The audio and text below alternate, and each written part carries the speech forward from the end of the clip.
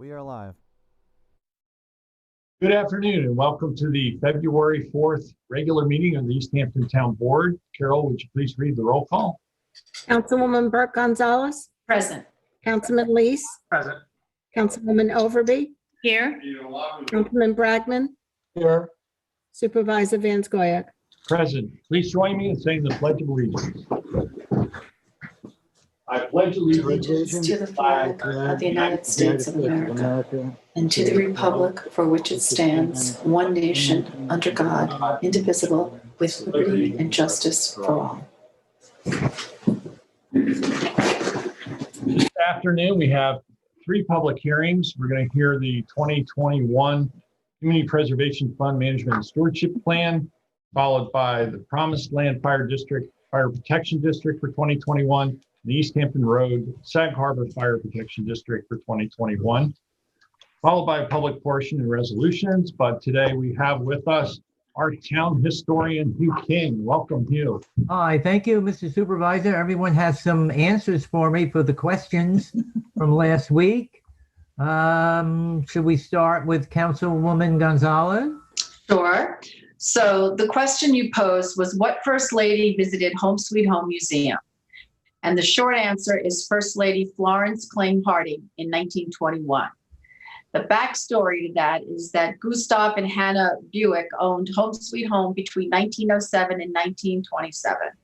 Gustav ran a printing company, achieving prominence as a lithographer. Wow. The Buicks filled the rooms of Home Sweet Home with colonial relics, antique furnishings, and Hannah's lusterware. First Lady Florence Claim Harding visited Home Sweet Home with Secretary of War John Weeks and Frank Wyborg. During her visit, President Warren Harding played golf at the Shinnecock Hills Golf Course. On September 21st, 1921, the First Lady sent a letter to Mrs. Hannah Valentine Buick on White House stationery. The letter reads, "My dear Mrs. Buick, the lovely luster cup and saucer and the souvenir spoon arrived safely yesterday, and I appreciate very much your generous thought in sending me these interesting specimens from your collection. I shall prize them not only for their intrinsic beauty, but they will be a reminder of a most delightful call at your historic home and the pleasure it gave me to meet you and Mr. Buick. I was distressed to read in Mr. Buick's letter of the great sorrow you have had recently and want to express my very deep sympathy for you.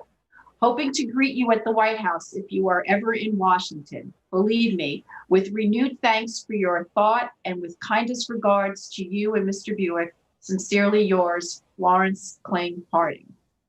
What a beautiful letter, huh? Yeah. And we have that letter at Home Sweet Home. Wow. The name is Buick. It's Buick? Okay. Buick. That's okay. But guess what happens? What happens? The Buicks can't go to Washington to visit the White House because Harding dies while he's in Alaska. Yeah, so they lost out. That's great. That's the whole story. Do you know what he shot at Shinnecock? No. Knowing President Harding, he could have been doing other things besides playing golf. Okay. That's great, Kat. Thank you, Councilwoman Gonzalez. My pleasure. Councilman Lees. Yes, thank you, Hugh. You asked me about interesting tidbits or facts about Stephen Talkhouse. So Stephen Talkhouse, it was spelled T-A-U-K-U-S. He was born in 1821, was a Montauk Native American of the late 19th century. He was famous as a messenger. He was a famous walker who charged 25 cents to carry letters from Montauk to East Hampton.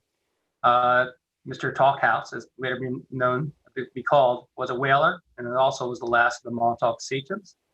A legend also has it that he walked to Brooklyn from Montauk in one day, and that showman P.T. Barnum once featured him as the world's greatest walker.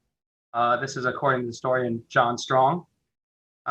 He was even said to travel to California in 1849 for the gold rush. He served as a soldier of the Civil War and joined the 129th Connecticut Volunteer, which was a colored regiment at the time, in the Union Army in 1863. Mr. Farrow, Stephen Talkhouse, was a living symbol of the Long Island Algonquin past. East Hampton businessman Isaac Van Scoy felt the same way, and in 1867, he had Stephen pose, Mr. Farrell pose for a portrait, which was then sold as a memento to others. The photo shows Mr. Farrell dressed in a long frock coat, a white shirt, a frilly bow tie, seated in a chair, clutching a long walking stick in his right hand. And if you don't mind me, that's him behind us there.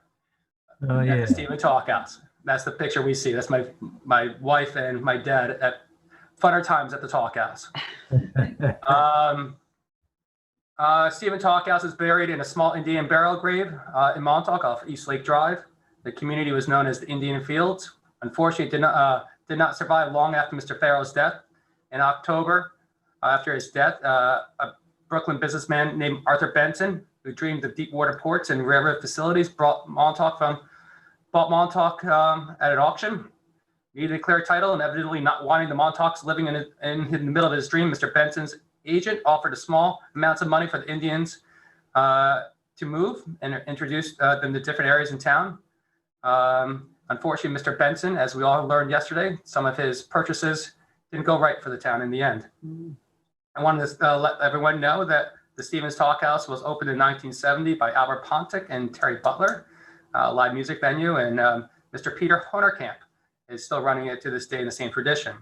I do have one little story that Norma Edwards told me about Stephen Talkhouse, and it's an anecdotal story that he was traveling on one of his walks from Montauk to East Hampton, carrying a message, and a person came back from tending his fields in Montauk on a horse and carriage, and he asked Mr. Talkhouse, "Do you need a ride?" And Stephen Talkhouse said, "No, I'm in a hurry." That's right. That's great. He died in 1879 at the age of 58 also. Yeah. Where did you find your information? Wait a minute, Councilwoman Gonzalez, where did you find your information? The Star. The Star, yeah. And Councilman Lees? Some of it came from the Stephen Talkhouse website. Yeah, no, it's great. Some of it came from an article about William Tooker? William Wallace Tooker took, yeah. He wrote the book about South Fork name place book, it's out of print, but if anyone ever has a chance to get it, it's great. It explains why every place is named after something. Wireless Road, where the first wireless tower was and such. It's a very easy little read, but He was a photographer too, William yes, Wallace. he was. He's actually got a great website. I think it's the TookerPhotoCollection.com. I went to it also. Yeah, Kevin McCann has a lot of his photos. Kevin McCann is from Montauk. I came across that name also. Yeah, he's got. Okay, Supervisor Van Scoyac. I even forgot what the question was. You asked me where the Elm Tree Tavern was. Oh, yeah. So the Elm Tree Tavern was in Amagansett. That's all right.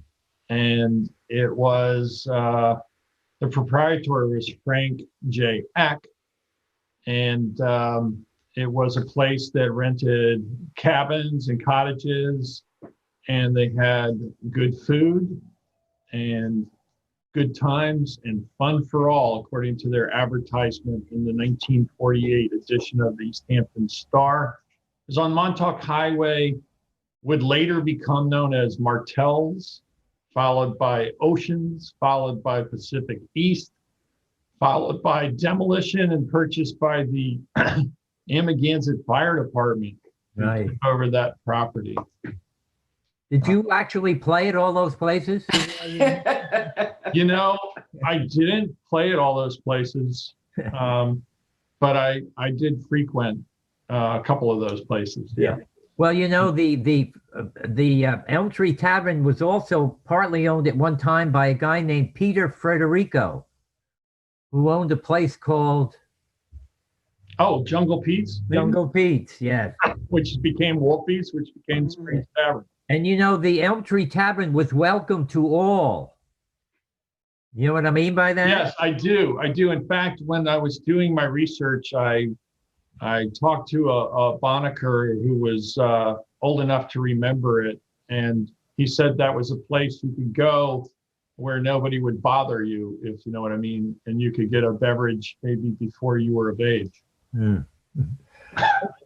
Okay, oh boy, if you found this one, Councilwoman Overby. You're muted, Sylvia. Sorry. I did find it. It is, I'm going to try, see if I can successfully share my screen. Oh, my, it's getting fancy now. Okay. There it is. Uh-huh. There it is. So it is, let's see. Okay, so you are seeing the Orchid Beauty Shop, and it opened on Monday, June the 9th, 1941. The proprietors were Lucy West and Ruth Hartwell, and it was on North Main Street in what was the building that had Il Monasteros in it. Now, Oh, it's a bank, maybe? it was a bank. It was a bank. It was a bank. And if I can continue. Wow. Good find, Sylvia. Yeah, so hold on. I think I have one more that I want to share. Oh, we got I two. can find it. Oh, Yeah. she's not sharing. Oh dear. Okay, I want this one. Let's see. Okay, I may not be able to share this. Okay, what was it? It is a picture. Well, nope, that's not it. It is a picture of Lucy at her at the Calvary Baptist Church barbecue, probably done around when she was about 80 years old. Well, I got some more on Lucy West. Okay, so go for Lucy West. What else do you That was have? great, though. That was great. Lucy West lived to be 100 years old. She got an award from the village. And you know where she lived? West Drive. What? West Drive. No. She lived Yes. on off a railroad. When you go up the railroad avenue and then you come to the light and you make a left, and you remember that deli that's there now? What was the famous name of that place? Buckets? The Chicken House? The Chicken House. A chicken house, yeah. Well, Lucy West lived right next door to in a little house. Oh, yeah. The birdhouse. The birdhouse. Yeah. So she's the only person in East Hampton history who lived in a birdhouse next to the chicken house. Lucy West. Yes, I didn't realize she was the one of the beauty shops. Okay, Councilman Bragman. Yeah, you asked me about the Maidstone Inn, and it was, I believe, the first big hotel. I may only get half credit on this because I'm going to return to an issue that I'm not sure about on the Maidstone Inn, but it was sort of conceived by a group of business people back in 1898, and they were going to build a very grand hotel, but they assured everybody, they assured everyone that it was going to be, I'm going to get to, sorry, I'm mishand, that it was not going to affect the quiet, restful, and unpretentious summer resort that East Hampton was back in the late 1890s. And it took a while before they began construction, finally in 1898, and it was a really large building. It had on the ground floor, it had an immense dining room, 40 feet by 40 feet, and in the rear of the main dining room, it had a children's dining room. I wonder how that went over back in those days, but were children better behaved than they are now? And it also had a commodious ladies' reception room, parlor, and entrance hall with office and package room, and many, many rooms. I think it had upwards of like 90 rooms. And the big news in 1899, before they started, was it might be lit with electricity. Just think of it, electricity in East Hampton. And then they announced the award in 1899, and it surely did have electricity and plumbing. It had indoor plumbing and all the latest plumbing, and it was completed in 1899, although I saw some contrary information about it being completed in 1901. What I'm not entirely sure of, and I'm just gonna take a guess and only get half credit if you correct me on this. I know it was near what's now the tennis house on Maidstone. Correct. And I believe that this hotel was further down the road nearer to where the Maidstone Club is. That's my guess, but I've seen some printed reports that said it was on Main Street and Maidstone Lane. I don't know if you can solve that answer. It was on Maidstone Lane before the tennis courts on the left. Before the tennis courts. Okay, so was it on Main Street then? No, okay, but it was before. Lane. Okay. Maidstone Lane. But The Maidstone Club was down there at that time. Was it in the direction of the Maidstone Club? I'm talking about the little tennis house. The little tennis house, though, in 1899 was actually the scene of the Maidstone Club. Yes. Oh, okay. Oh, that explains it. That explains it. Okay. Because I read that it was near the Maidstone Club. I didn't realize that. Yeah, the Maidstone Club burned down twice, remember? Yes. And unfortunately, as we know from so many of our buildings in our history, this one also burned down to the ground in 1935. And they said it was so near to the Maidstone Club, they were pouring water on the tennis house to make sure that it didn't burn down. And the postscript of the story is there was suspicion that it was arson because it hadn't really been occupied. I guess had fallen on somewhat hard times before the building burned down, but that mystery remains to be resolved if anyone wants to dig further in the records. Okay, that's it. Thank you. Thank you. The supervisor has invited me to the next work session, and we'll talk about wainscot. Thank you so much for joining us today, Hugh. Thanks for having me. Take care. You and Loretta be well. You hear that? We're going to be well. Great. Carol, would you read our first public hearing notice of the afternoon? Prior to the notice, I will read the COVID disclosure. Due to the public health and safety concerns related to COVID-19, the town board would not be meeting in person. In accordance with the governor's executive order 202.1, meeting of the town board will be held via video conferencing and a transcript will be provided at a later date. The public will have the opportunity to see and hear the meeting live and provide comments. The public can watch the live meeting on local TV channel 22 and live online from the public meetings link on the LTV website. If any interested persons of the public would like to provide comments on the public hearing, comments can be called in during the meeting at the call-in number provided hereafter and on the town's website and displayed on the live feed at the time of the hearing. 351-888-6531.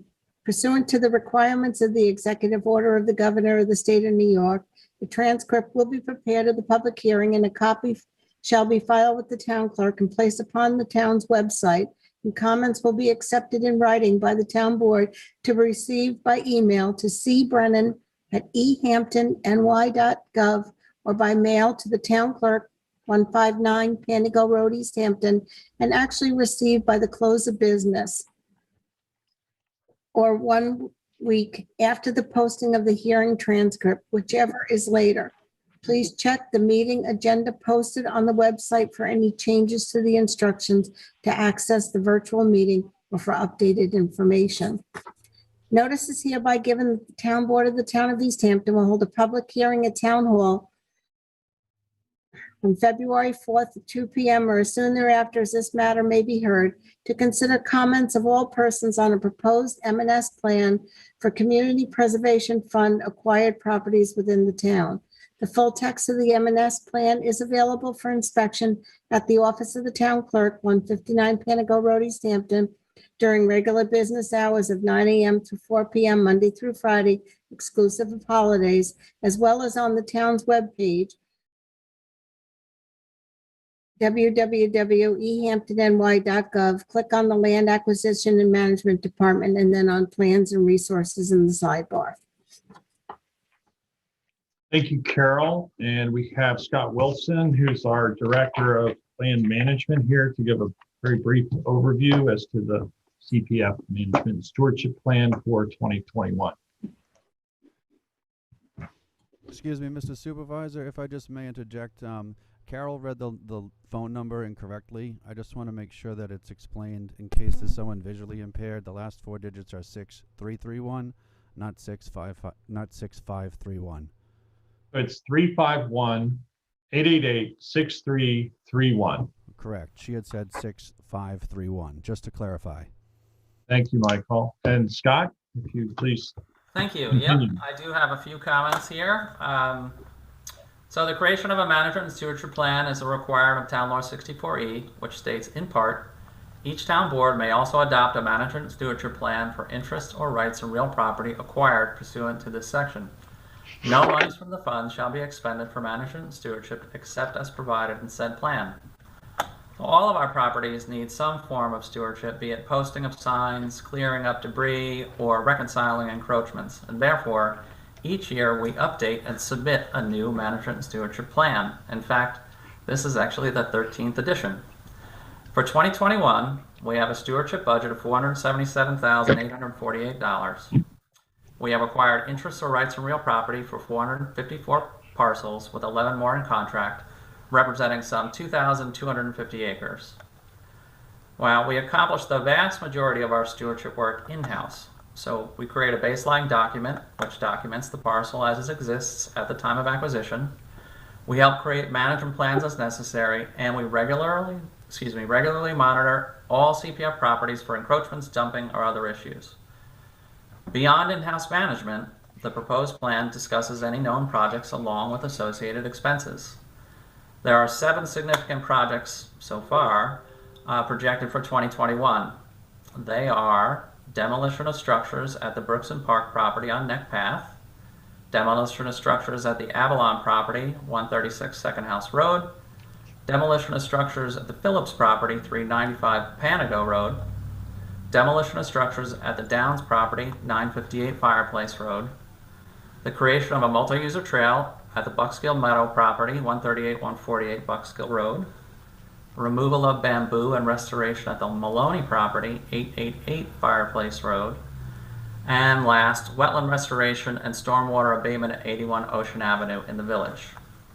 Now, unfortunately, we haven't gone out for a request for proposal, so I can't enumerate how much these projects are going to cost. So once this is adopted, we will start to accumulate those requests for proposals, and then we'll have a better understanding of those associated costs. With regard to this plan, the responsibility of our department was to create a document that will guide us on our efforts toward appropriate management and stewardship goals and objectives, assist in prioritizing projects, and control related expenditures. This lends transparency to the plan, giving the general public the opportunity to participate in the discussions surrounding proposed expenditures. The draft plan can be found on the town's website and in the town clerk's office. Does the board have any questions? Any questions for Scott? My only question, Scott, is as you know, I'm still working on the Brooks Park property, and in fact, I was just on the phone with the town attorney the other day.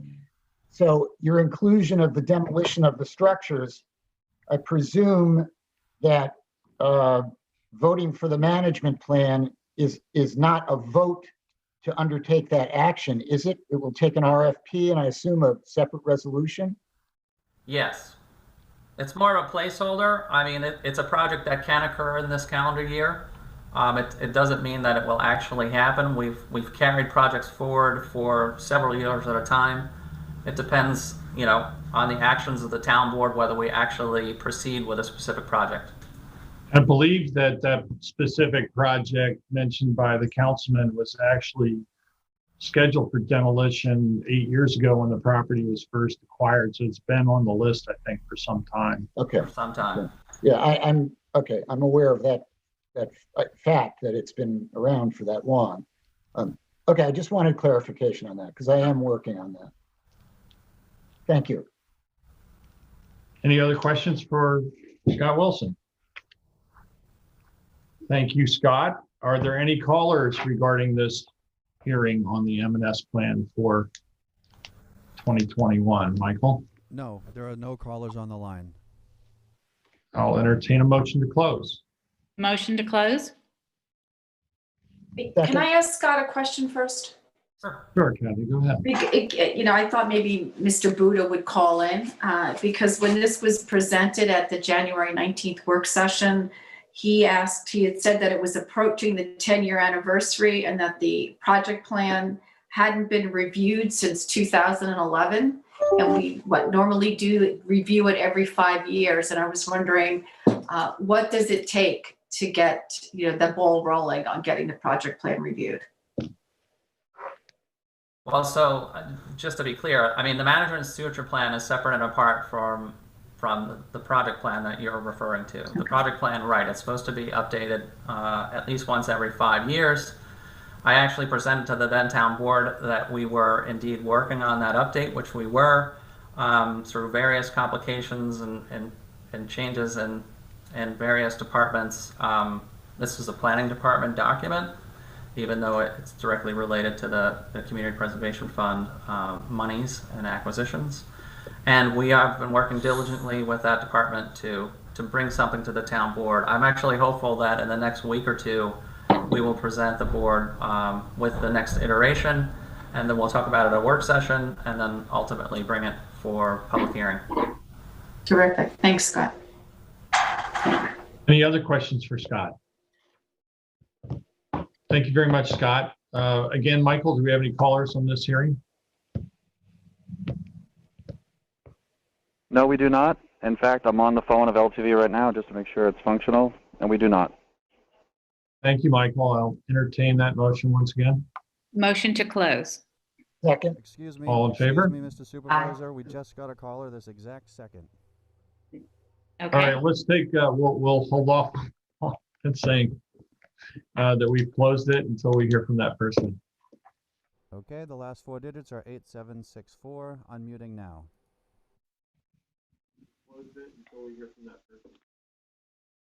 Hello, caller. You're live with the town board. Thank you very much. Hi, it is David Buddha. There you Kathy, are. thank you for David, Conjured him up, Kathy. David, you got in just under the wire. I channeled him. It's like saying Beetlejuice. Is that what you're saying, Kathy? Please go ahead, David. I just wanted to say, let me just turn off this other sound source.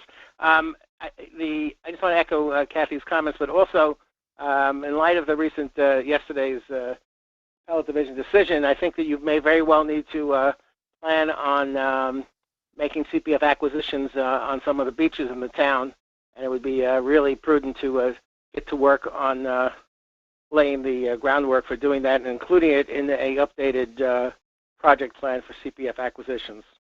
But I do realize that the management and stewardship plan is a separate matter, but whenever CPF comes up, it's worthy of reminding everyone that we're a little bit very overdue on updating the plan. The case that you referred to, David, the Seaview case and beach access question there, should be noted that CPF funds can only be used in a willing seller situation. So we wouldn't be able to use CPF funds to acquire unless the owners were willing to sell. Okay. Thank you for calling, though. You're welcome. You're welcome. Thank you. I'll entertain that motion to close if we don't have any other callers, Michael. Same motion. No, we Third don't have time's any. the charm. Motion to close. And we have a second. All in favor? Aye. Aye, passed and carried. Carol, if you please read the next hearing notice. Notice is hereby given, the town board of the town of East Hampton will hold a meeting on Thursday, February 4th at 2 p.m. or as soon thereafter as this matter may be heard for the purpose of considering a proposed contract with the Amagansett Fire District for fire protection and emergency ambulance service to be furnished by the Amagansett Fire District to the town of East Hampton for the Promised Land Fire Protection District for the calendar year 2021 upon the following general terms. The Amagansett Fire District shall answer and attend all calls in said Promised Land Fire Protection District for fire protection and emergency service in case of accidents, calamities, and other emergencies, and general ambulance service to the Promised Fire Protection District. For such services during the 12-month period, the Amagansett Fire District shall be paid the sum of $530,647 for 2021, payable on or before March 1st of 2021. Thank you, Carol. Do we have any callers for this hearing? No, we do not. I'll entertain a motion. Motion to close. Second, All in favor? Aye. Aye, passed and carried. Carol, if you read the final hearing notice of the day. Notice is hereby given that the town board of the town of East Hampton will hold a public hearing on Thursday, February 4th, at 2 p.m. or soon thereafter, as this matter may be heard, for the purpose of considering a proposed contract with the Village of Sag Harbor for fire protection and emergency ambulance service to be furnished by the village on behalf of the fire protection district known as the East Hampton Fire Protection District for the calendar year 2021 upon the following general terms. The fire department shall answer and attend all calls in said fire district and shall furnish firefighting vehicles and equipment and firefighting personnel. The fire department shall furnish emergency ambulance service, including vehicles and equipment and ambulance personnel to the district. For the fire protection services during the 12-month period of 2021, the Sag Harbor Village shall be paid on or before March 1, 2021, a total sum of $30,314.08.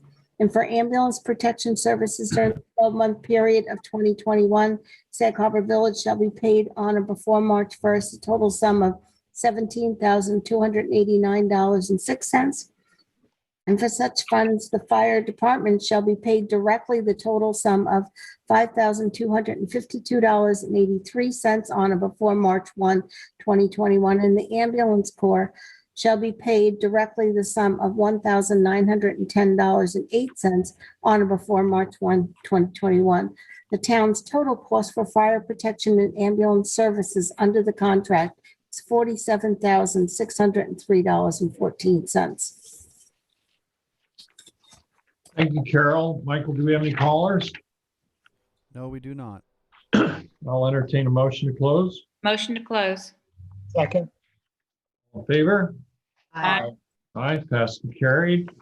Brings us up to the public portion. Has anybody dialed in the last 10 seconds there, Michael? No, they have not.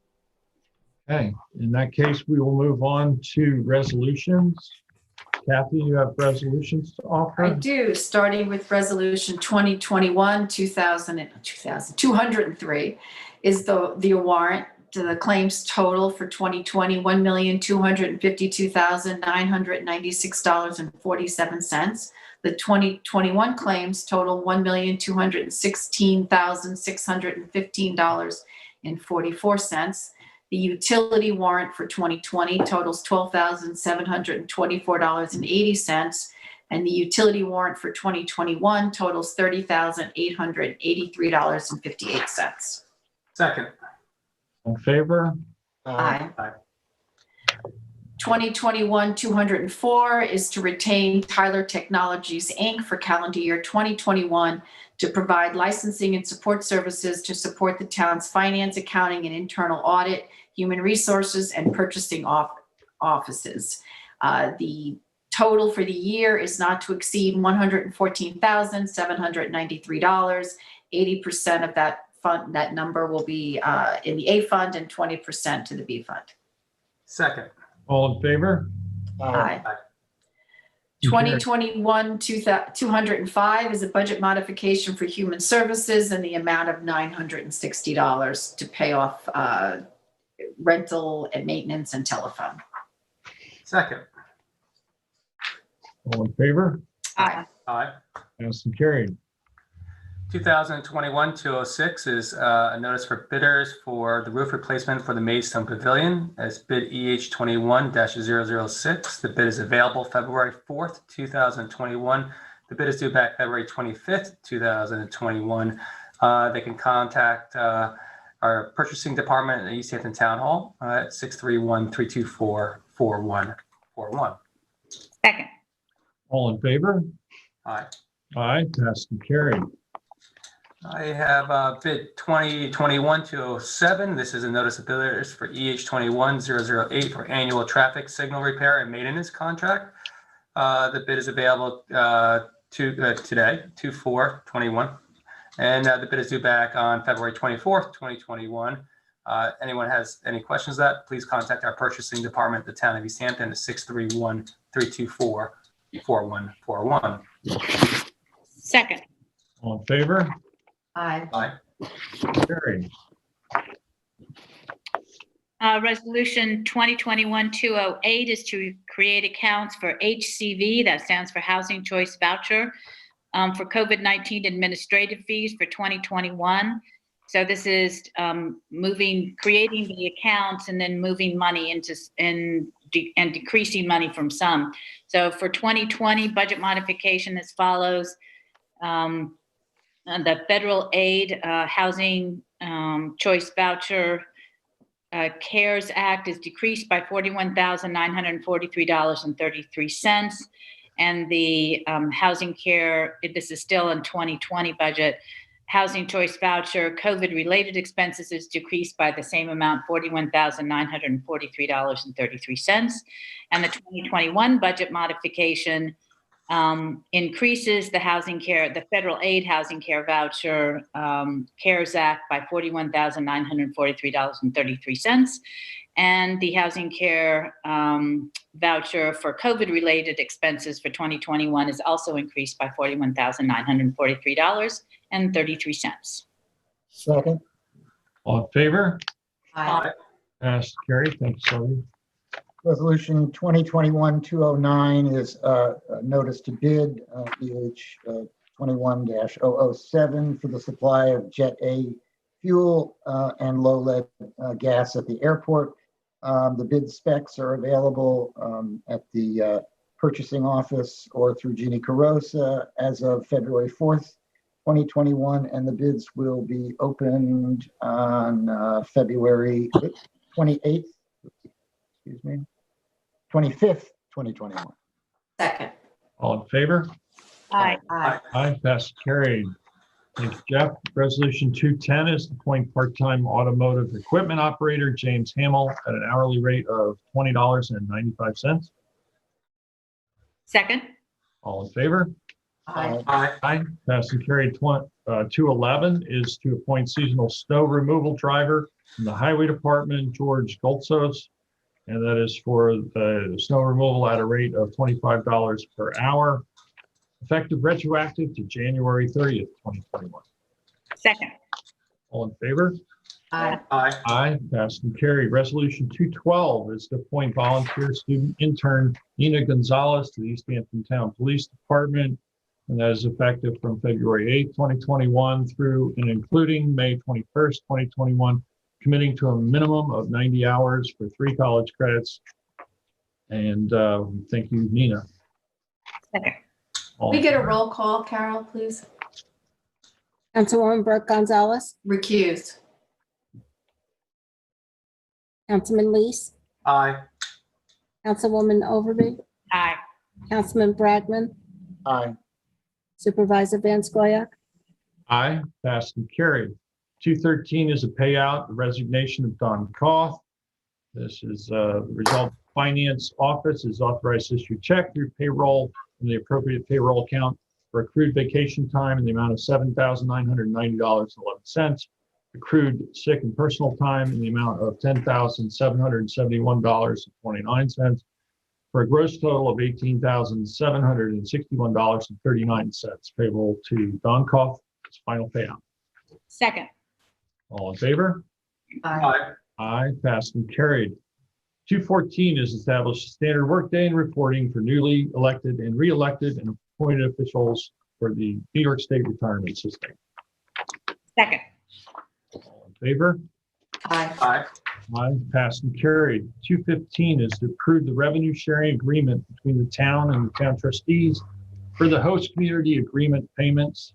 I'm just going to read this resolution. Whereas the town of East Hampton and the trustees and freeholders of the commonality of the town, the trustees, have come to agreement on the distribution of funds to be obtained from the South Fork Wind Farm LLC, formerly Deepwater Wind South Fork LLC, pursuant to the host community agreement as set forth in the attached. Whereas the HCA provides for total payments to the town and town trustees of $29,021,310 over its 25-year term. Whereas the revenue sharing agreement provides for 2 milestone payments under the HCA in the amount of $500,000 each to be equally shared between the town and town trustees. Whereas the revenue sharing agreement provides for the establishment of a Wainscot Fund for the purposes of funding projects and improvements which benefit the Wainscot Hamlet area, with the funding in the sum of $5.5 million. And whereas the revenue sharing agreement further provides the balance of funds under the HCA shall be shared 60% to the town, 40% to the trustees. And be it resolved that the supervisor is hereby authorized to execute the revenue sharing agreement on behalf of the town with the trustees. Second. Roll call, please. Carol, if you do a roll call vote, please. Councilwoman Burke Gonzalez, Aye. Councilman Lees, Aye. Councilwoman Overby, Aye. Councilman Bragman, Abstain. Supervisor Van Scoyac, Aye, passed and carried. Resolution 216 is authorization of the advances of authorized borrowing. Resolved, the budget office has the authority to advance money as appropriate and needed in accordance with the provisions of section 165.10 in relationship to all bond authorizations adopted by the town in the year 2021 or prior, and that the appropriate records kept of any monies be advanced and the monies advanced be repaid to the original source within 15 days of receiving proceeds from the bond note sale. And in no way will any monies contained in discrete or legally segregated funds be used in this process. Second. All in favor? Aye. Aye, passed and carried. 217 is to increase outside counsel funding. Law Office of James Ryan for the year 2020. This is an increase in funding that's required, shall be capped at $5,000, constituting a total of $50,000 for the 2020 calendar year. Second. All in favor? Aye. Aye, passed and carried. 218 is a budget modification for Superintendent of Highways. This is moving $15 from fixtures and furniture to travel and dues in the same amount. Second. All in favor? Aye. Aye. Aye, passed and carried. Budget modification. 219 is budget modification for street lighting. And that is moving $555 from light and power in one account to $550 in another light and power account. Second. All in favor? Aye. Aye. Aye, passed and carried. Resolution 220 is budget modification, moving $11,000 from health insurance and buildings and grounds to $11,000 in taxes and assessment. Second. All in favor? Aye. Aye, passed and carried. 221 is a budget modification for the highway fund, and it's moving $1,800 from litter abatement to this to medical supplies in the same amount. Second. All in favor? Aye. Aye. Aye, passed and carried. 222 is a budget modification for the police department. This is moving $28,830 from contingency to computer software in the same amount. Second. All in favor? Aye. Aye. Aye, passed and carried. 223 is to submit a proposal for funding award to LISMO, which is the Long Island Invasive Species Management Area. And this would be an RFP for $20,000 to fund removal of invasive species along the northeast shoreline of Pussy's Pond and stabilization and revegetation of that shoreline with native plantings. Second. All in favor? Aye. Aye. Aye, passed and carried. 224 is East Hampton Police Department interior renovations bid, number EH 21-005. The bid's available February 4th, 2021. Bids due back on February 25th, 2021. Second. All in favor? Aye. Aye. Aye, passed and carried. 225 is to accept the donation of a largemouth bass from Sarah Conway. I think this is my favorite resolution in the last couple of years. Sarah Conway, a Montauk resident, has generously offered to donate a mounted largemouth bass that was caught in Fort Pond way back in 1936 to be displayed in Fort Pond House, which was about 11 years old when that bass was caught. And therefore be it resolved, the town board hereby approves and graciously accepts the donation of the largemouth bass. I look forward to seeing it. Second. Do I have a second? All in favor? Aye. Aye. Passed and carried. 226 is a resolution to accept funds for payment of a traffic violation in the sum of $80. Do I have a second? Second. All in favor? Aye. Aye. Aye. Passed and carried. 227 is to accept proposal from Collection Sites LLC, and this is with regard to providing testing for part-time employees who are eligible under benefits to be covered, and the testing will be provided, and we'll do that through the purchasing department. Second. All in favor? Aye. Aye. Aye, passed and carried. Michael, do we have any callers on the line? Yes, we do. We have 2 new callers. Okay, we'll take public comment here at the end, although we normally try to do that before resolutions. Okay, I'll unmute the first caller on hold. The last 4 digits of their phone are 8764. Unmuting now. Thank you. Good afternoon again. This is David Buda. I saw the resolution with regard to the resignation almost a month ago of the Director of Code Enforcement, and I know that with the resignation or retirement of our town's Public Safety Director, I have to ask if someone could comment on who's running the the Ordinance Enforcement Department at this point in time, and what efforts are being made to obtain new leadership for that department. Well, we are seeking a replacement for Mr. Koth. He's staying on a part-time basis until that position is filled.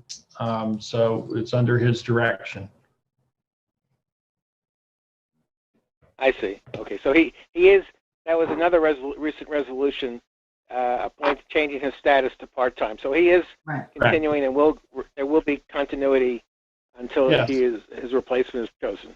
Absolutely, and we are looking to fill that position, as I said. So he's agreed to stay on until we fill that position. Okay. Also, on the topic of the CPF project plan, although obviously I am aware that CPF funds cannot be used in a condemnation proceeding, the CPF project plan is designed as a wish list of properties that the town might be interested in acquiring if the sellers are willing and if an agreement can be reached. So it might actually be prudent for the planning department to be looking at the beaches and planning those portions of beaches that the town might be desirous of acquiring if and when they become available, and that might even give you a leg up on any future possible condemnation proceeding. So I don't think it's something that is inappropriate for the CPF project plan to address. I agree with you, David, and they may already be included, and we'll see. We'll get a chance to review that once it's submitted. But I think your point's well taken. I think you're right about that. We should be looking at any privately held beaches. Well, thanks for calling. As of yesterday, perhaps privately held. Exactly. Well, I mean, we do know that there are some other privately held beaches. So I'm not specifically speaking of any given beach, but there are a couple of situations where the public does not own the beach. They're limited and very few, but to your point, it might be worth pursuing. I'd appreciate it. Thank you very much. Thank you, David. Be well. Do we have any other callers, Michael? Yes, we do. I'll unmute the next caller. The last 4 digits are 2662. I'll unmute right now. Hi, greetings. My name is Jeremy Grosvenor, and thank you guys for all your work you guys are doing. And thank you. You're welcome. Thank you for taking my call. I just had a public comment, I guess, to you guys, and I'm commenting about the issue of non-resident permits for the town of East Hampton for those folks who don't live in the town of East Hampton, say, like myself and other people who I would call myself a resident of the eastern frontier of the town of Southampton, literally right over the border. And I'd like to see that somehow, if this is possible in the near future, hopefully, when COVID is over, at least, when the two towns could establish a relationship where folks say, who live in Southampton can enjoy the beautiful beaches of East Hampton and the waters of East Hampton without the threat of getting a parking ticket, with obviously with the idea of purchasing the normal, whatever the price is, for a non-resident permit. I have friends and colleagues who can't call, so I'm kind of calling for everybody, and so to speak. Like, we're not a coalition or anything, but it's just talking to people who have similar issues. They love East Hampton. It's a beautiful place. You guys have done a great way of managing it and everything, with the influx of lots of people. But that's just my comment, and I hope everybody's safe with COVID, of course, and I understand what you guys did, but I'm hoping to come back to your splendid beaches and sail in your waters. So that's just my comment, and thank you very much. So Jeremy, I just want to say that, we did not issue non-resident permits because of COVID. The governor's order restricting beach occupancy basically, I think informed our decision not to issue. But I do hope that we will be able to issue non-resident permits this coming year. We're going to have a discussion about the fees involved. We need to take a look at the fee schedule before we do anything. But I am hoping to have non-resident permits issued later this year. I also want to comment that I enjoyed the article about you. I think it was in New York Magazine, and your fundraising, your 24-hour surfing and fundraising. I think I've known about you for some time, and we've run into each other down at Northwest Creek over the years and whatnot. Yeah, I think if there's anybody who embodies the spirit of Aquaman in the East End, it might just be you. Oh, that's very kind of you, Peter. I really appreciate that. And hey, I wanted to also thank you publicly that a long time ago you rescued me when I was stuck on an anchor in a very windy conditions outside of Northwest Creek. I don't know if you remember that, but I had a small primer at that point. And I really appreciate it. I always think like, Peter's the man. That was very nice. I really appreciate that. And thank you for your kind words. Yeah. And again, the surfathon was more about raising money, quote, in the lap of luxury, right, for people in need. Like, there's always people in need wherever we go, whether it's whatever the dynamics are. So that's why I did it, and I really owe a lot to Alice because she does so much work there. I just happened to be surfing for it. It was a very gracious piece. So thanks a lot for mentioning that, Peter, and I appreciate all what you guys do. And let's see what happens in the future for the permit. Thank you, Jeremy. It was pretty hairy weather. They say, nautical. It was nautical out when came out to you on your sailboat. It was stuck on anchor in really bad weather. But do you remember the first time we ever met? Because I'm never going to forget it. I'm trying, you have to refresh me. I was coming back from Gardner's Island from a really early morning fishing trip, and it was fogged inside of the lighthouse, and I got inside the lighthouse, right. And I'm just putting along at really slow speed, didn't have any radar, just following my compass, and I hear this voice out of the fog saying, "Hey!" I'm like looking for a boat. There's no boat, and I came to a complete stop, and this guy, is paddling by on a surfboard. I'm like, "Do you need help? Or you lost?" He goes, "No, I'm just paddling out to the lighthouse and back." I remember that. Yeah, now I remember. That was in the beginning of my stand-up paddling thing. But thank you. Yeah, that was great. Hey, again, thanks for what you do. I'll see you on the water. Be safe, everybody. And I really appreciate you taking my call. Thanks so much, Jeremy. Thanks for calling us. Take care, guys. Bye. You well. Bye. Do we have any other callers on the line, Michael? No, we do not. Michael, do we have any other callers on the line? No, we do not. Okay. Are there any other additional resolutions to be offered? No. I'd like to have a motion to go into executive session to discuss litigation and condemnation with outside counsel regarding Seaview, as well as Manor House contracts and license agreement for Brooks Park. Okay. Any other? I will make that motion to enter into an exec session to discuss our litigation strategy in the case of Seaview, of Amagansett v. Town of East Hampton, and further to seek advice from counsel on matters unrelated to that litigation. Second. Okay. All in favor? Aye. Aye. Aye. Passed and carried. So the board wish to take a short break, or do you want to go right into? I think we go right into it. Yeah, I'm There you go. fine. Okay, very well. I'll send the link immediately over. Thank you, everyone. Stay Bye, safe thank and you. be well. And just a quick reminder, the hearing for hearing objections to the sufficiency of the petition to incorporate Wainscott will be held tomorrow on LTV at 11 a.m. Thank you all. Take care and be well. Thanks. Thank you.